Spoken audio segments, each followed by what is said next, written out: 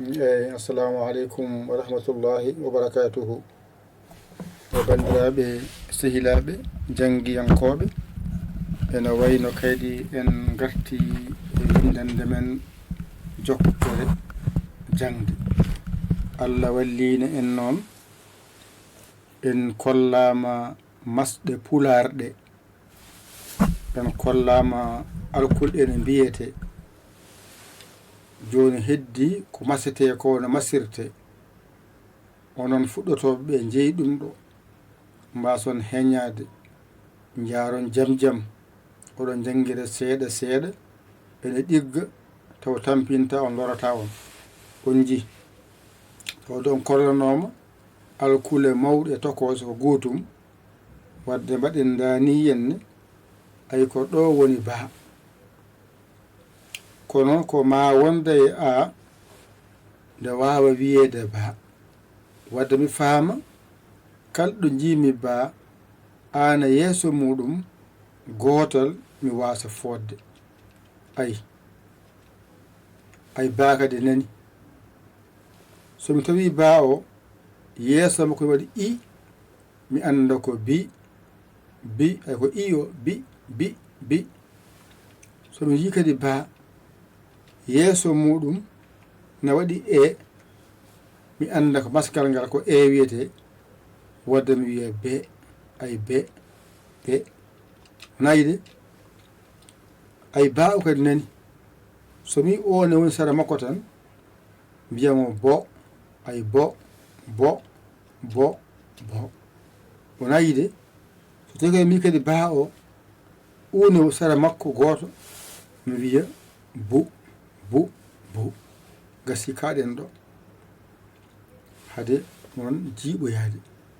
ɗum ɗo tan janggen hande kono ko ekkon waɗɗo ken jangoɓe tan, wadde mbasen hebbinde woto mbiyen eɗen kebbina on saaha jiiɓoɗen hen.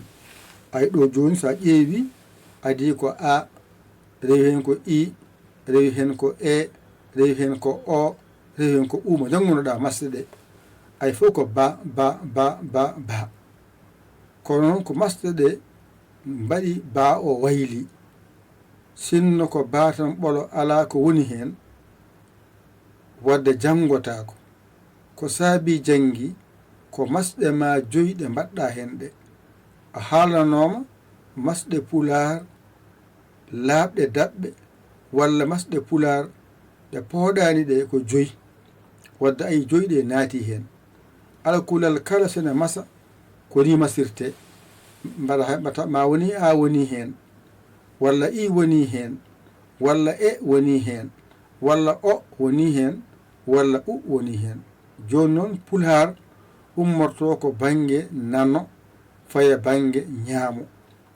wadde nano adi toon ko baa, rewi hen bi, rewi hen be, rewi hen bo, rewi hen bu.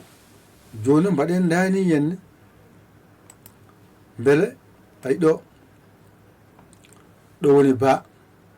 kala ko jiimi ene wayni ko baa wiyete, kala ko jiimi ene wayni ko bi wiyete,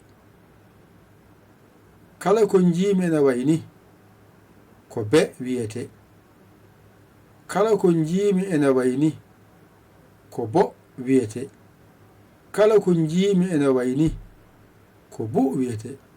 ɗum ɗo joni ko joyi ngoni ɗo, kono ene wawi windude ko heewi, ene winda ko heewi e haala. wadde an jangowo o hoto heb, hoto heño kala ko janguɗa hen yo ɗiggu. wadde ɗo woni baa, ko bo e a, minen adana menno ko bo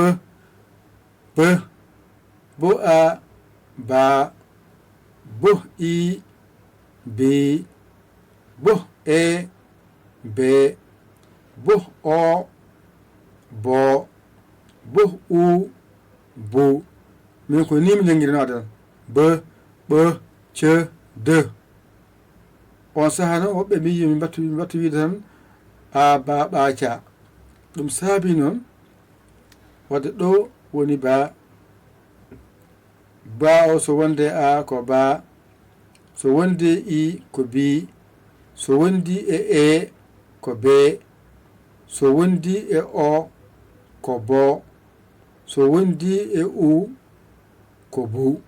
Gasi joni noon kaaɗen ɗo gadden suudu ndu waata no wano. Hankadi noon taren bange men nano ko adi toon ba, ko rewi hen bi, ko rewi hen be, ko rewi hen bo, ko rewi hen bu. ɓamtu bange men nano ko adi mbiya ba, ko waɗi he ha wiya ba ko a o. Bi ko waɗi ha wiya bi mbiya i o. be ko waɗi ha wiya be mbiya e o. bo ko waɗi ha wiya bo mbiya o o. bu ko waɗi ha wiya bu mbiya u o. Gasi kaɗen ɗo ƴette kuɗi mon e karneji mon mbañito ɗon jangon ɗigga. An noon jiɗɗo jangude hen o mbatta ko 00 221 77 906 14 81 mbaɗa yaya mbaɗa linjiya WhatsApp o ngara naata janga gaddora temedde ma 4 ko aɗa windoro kaɗa wallitira golle jahoje kaɗen ɗo.